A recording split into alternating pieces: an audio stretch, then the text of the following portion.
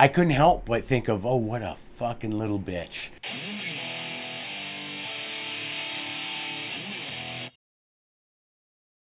Welcome to the Siren Cut. We just watched Leviticus. So, what is your thoughts? Kind of hard to say. I really wanted to like this film. It seemed interesting take. The parallels with, the whole conversion therapy and stuff like that. I think I had a lot of promise. In the end, I kind of really think they kind of dropped the ball, left a lot on the table. I felt like it could have gone somewhere really deep. Right, You and I know, think that's what it is. We didn't go deep enough. Almost, in some ways, almost like it was too scared to go to certain points of commentary. exactly. Something like, in a sense, they wanted to play it safe so that people wouldn't get pissed off.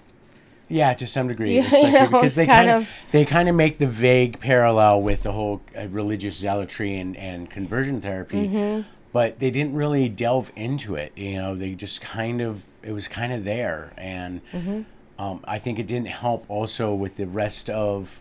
I think it really comes down to the writing with the rest of how the relationship was portrayed and some of the decisions that were made by the filmmakers to capture the story in the way they did was, I don't know, very superficial. I thought there was I a lot they could have done. I almost didn't. I didn't feel their chemistry in a sense because there was another person involved. Right, it did feel, It, well, it it didn't took help away it from it. right from the get-go. You don't learn about these characters, and I heard another thing assumed that they were friends, but you actually can tell. There's a line in the beginning of the film when he says why, he's surprised this guy invited him out because he always ignored him, meaning they weren't friends. This was something new, but you don't find out really much about him other than that the one of the main characters' name, which is a name I hate because it was just so confusing that they were calling him Name. He's, I guess, new to town and everything, but then it kind of just everything falls into place without any rhyme or reason or like you said, chemistry. There It's like was no chemistry, and I felt like you didn't care about the characters quite as much. it didn't help too. I thought they gave Ryan a little bit more of a meaningful personality. Because Name, there's that part when and of course, I think there's probably going to be a little bit of spoilers. There's almost no way around it, so kind of be warned if you care or not. But when Name catches Ryan with the other boy, and he gets pissed off, and he goes and tells Ryan's parents about what he saw, and I couldn't help but think of, oh, what a fucking little bitch. I was like, it doesn't do much to make you like this guy, at No, all. and it took away from their relationship. Right, and I especially felt like they didn't need that person. right, and especially when things start to happen after this whole ritual that they did, the church did, and Ryan seems to doing his best he wants to protect Name. He's not throwing him under the bus. He's not. I mean, it's like he has more integrity. He's like, hey, we can't do this because I don't want something to happen to you, and I don't want to tell. Don't make me tell them about you too, and where Name's character didn't really seem to give a shit. Yeah, He didn't just understand. It's like he yeah, didn't. He was just like he saw something happen right. to Ryan, but at the same time, he didn't know. He just doesn't care, or he doesn't understand, or he's not.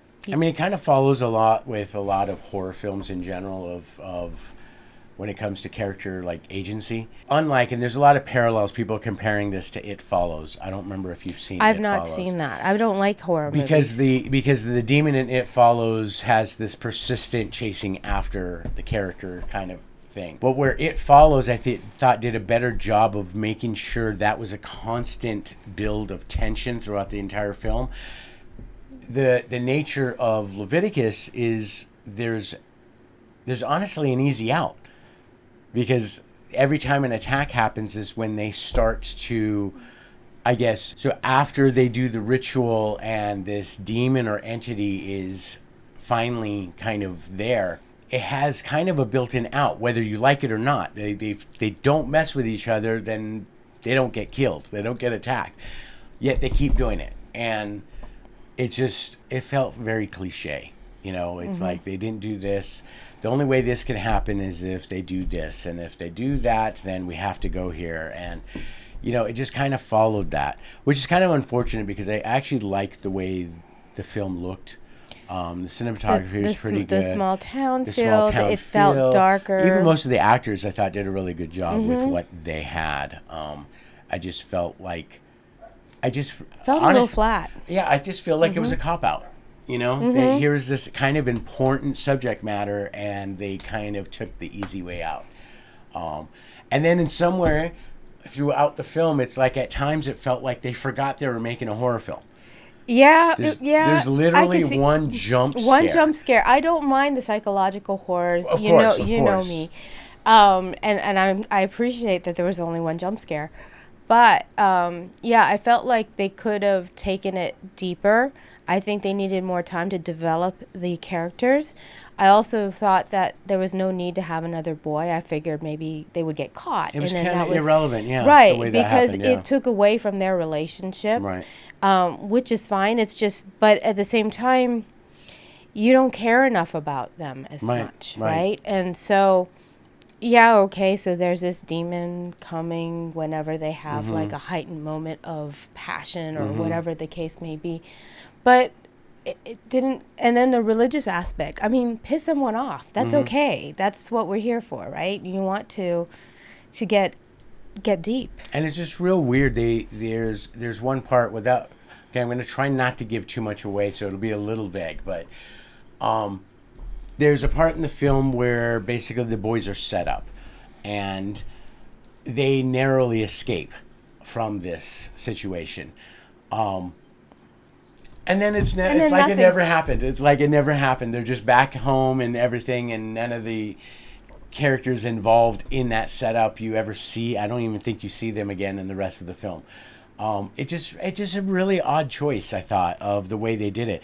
I honestly felt like if they had gotten rid of the supernatural aspect and wanted to do a psychological horror around this subject matter, they would have been better off being a small religious town where they find out about their relationship and they're kidnapped and they send them to an actual camp for for conversion therapy, and then the horrors they experience through that would have probably made for a much more effective film. I agree with you there. Yeah, it felt. But it just felt like a cop-out. They didn't want to upset either side. They don't go into this particular religion's, usage of whatever, I think they call them the deliverance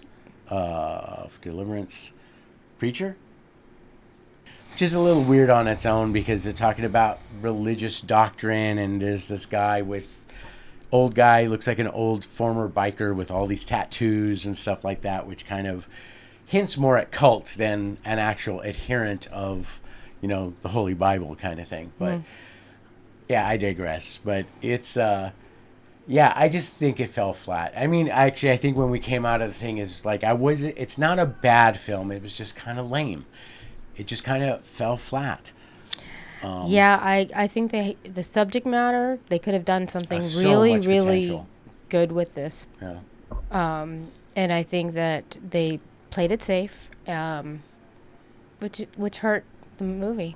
And in the end, without giving away the ending, but the way the movie ends, it's like anticlimactic. There's almost no resolution, and it just kind of just like, okay, credits roll, we're done. It was just, it's just, I don't know. They should have. Maybe it needed another rewrite or two. Maybe it needed somebody else, because I know the director is also the writer, but maybe he should have got other eyes on it. Probably so, and it could have stood to be a little longer so that you can have the character Which development. is weird for us saying, because so many movies feel so long. It is so long. But in this case, it felt like, I think it was hour and a half? Hour 28 minutes, which means deduct credit time, and it's like you're looking at hour 20 minutes. Yeah, I could have used another 20 to 30 minutes, I think. Or even 10, 15. Right, at least to make you care about these characters. Right. Yeah. Mm-hmm.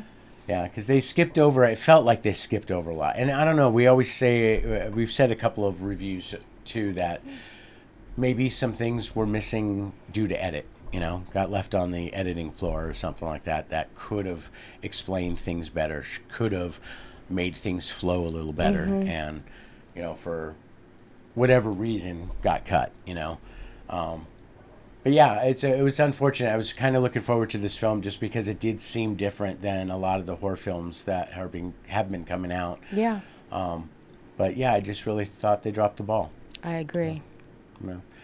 So, did you see Leviticus? Yeah, let us know what you think. Do you feel we're way off, right on top of everything? It's just let us know. But yeah, give us a like if you want. Subscribe if you want to see what's coming up next. And thanks for joining us. Yeah, thank you. All right.